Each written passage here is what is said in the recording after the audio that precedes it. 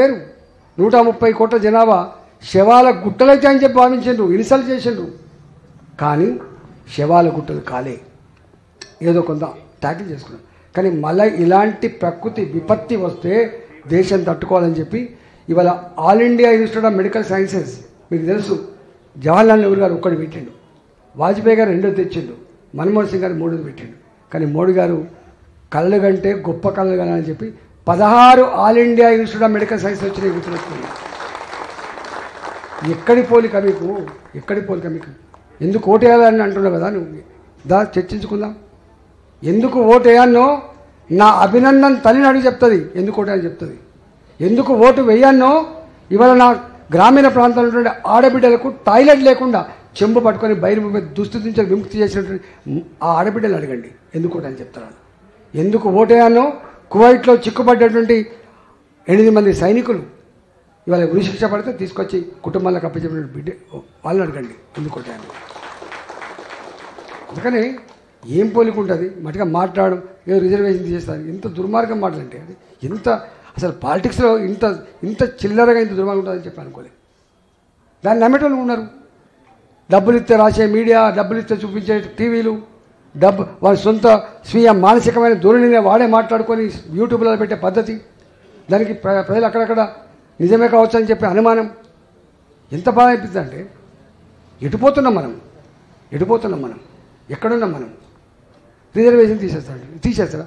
ఒకవేళ రిజర్వేషన్ తీసేస్తాడు అయితే ఈ 70 సంవత్సరాల తర్వాత అంబేద్కర్ చెప్పింది ఓ 10 ఏళ్ళకో 20 ఏళ్ళకో ఈ రిజర్వేషన్లు ఉంటాయి. ఎందుకంటే నా దేశం అందరు కులాలు లేని వైవిధ్యాలు లేని సమాజం ఏర్పడిందని చెప్పి భావించాడు. కాలే 10 ఏళ్ళు అయినా కాలే, 20 ఏళ్ళకి కాలే, ఇవాటికి రిజర్వేషన్ కొనసాగుతున్నాయి. ఈ కాలంలో అగ్రవర్ణాలలో ఉన్న పేదలకు కూడా ఈడబ్ల్యూఎస్ రిజర్వేషన్ ఇవ్వాలని చెప్పి భావించడమే కాదు, దాన్ని అమలు చేసి చేస్తారు. బీజేపీకి ఉంటే నువ్వేమో రిజర్వేషన్ తీసేస్తాను. మీ ముఖాలకు మీకు కల్పన ఉందా? మీకు ఏం కల్పన ఉంది? ఎదమేరకు ఏంటంటే కింది వర్గాలను అట్రాక్ట్ చేసుకుంటే చీప్ టాక్టిక్స్ తప్ప ఇచ్చినావా ఎప్పుడైనా? వాజ్పేయి గారు ప్రధానమంత్రి అయితే ఎవరైండ్రు? రాష్ట్రపతి అబ్దుల్ కలాం గారు అయినరు. మోడీ గారు ప్రధానమంత్రి ఎవరైండ్రు? రామ్నాథ్ కోవింద్ ఒక దళిత బిడ్డ అయిండు రాష్ట్రపతి. మోడీ గారు 2nd టైం అధికారంకి వస్తే ఒక ఆదివాసీ అడవి బిడ్డ, ఒక ముర్ము ఇలా రాష్ట్రపతి అయింది. తెలియదు వీళ్ళకు చరిత్ర. నీ ముఖాలకు 2 లేరు ఓబీసీ మంత్రులు నీ క్యాబినెట్లో. ఇలా 27 మంది ఓబీసీ మంత్రులు ఉన్నారు ఇక్కడ దేశంలో. మోడీ గారు ఆయనలో 27 మంది మంత్రులు ఉన్నారు ఇక్కడ. 12 మంది దళిత మంత్రులు ఉన్నారు, 8 మంది గిరిజన మంత్రులు ఉన్నారు, 5 మంది మైనార్టీలు ఉన్నారు. 60% అబోవ్ ఇవాళ ఉన్నది. నీకెక్కడ కంపారిజన్ మాకు?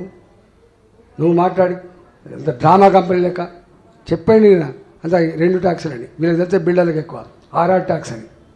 అతి తక్కువ కాలంలో అతి ఎక్కువ డబ్బులు కలెక్ట్ చేసిన ప్రభుత్వంగా ఇలా పేరు తెచ్చుకుంది. మీకు తెలియదు అసలు. నేను ఫైనాన్స్ డిపార్ట్మెంట్ పనిచేసిన, మాకు ఈ బిల్ ఇప్పి రాజా వాడు ఉరివేసుకుంటున్నాడు, వాడు అప్పలపాలవుతున్నాడు అంటే సరే మా కంట్రోల్ లేదంటున్నాడు ఆఫీసర్. ఇప్పుడు ఆపరేషన్ లేకుండానే మోకాళ్లకు ప్లాస్మా ట్రీట్మెంట్, మీ ఆర్థోపెడిక్ సమస్యలన్నిటికీ రోబోటిక్ టెక్నాలజీ ద్వారా తక్కువ ఖర్చుతో శాశ్వత పరిష్కారం. ఫ్రీ కన్సల్టేషన్, ప్రతి ట్రీట్మెంట్ పై 20% డిస్కౌంట్. ఈ ఆఫర్ కొద్ది రోజులు మాత్రమే. త్వరపడండి. V9 hospitals 9281465842.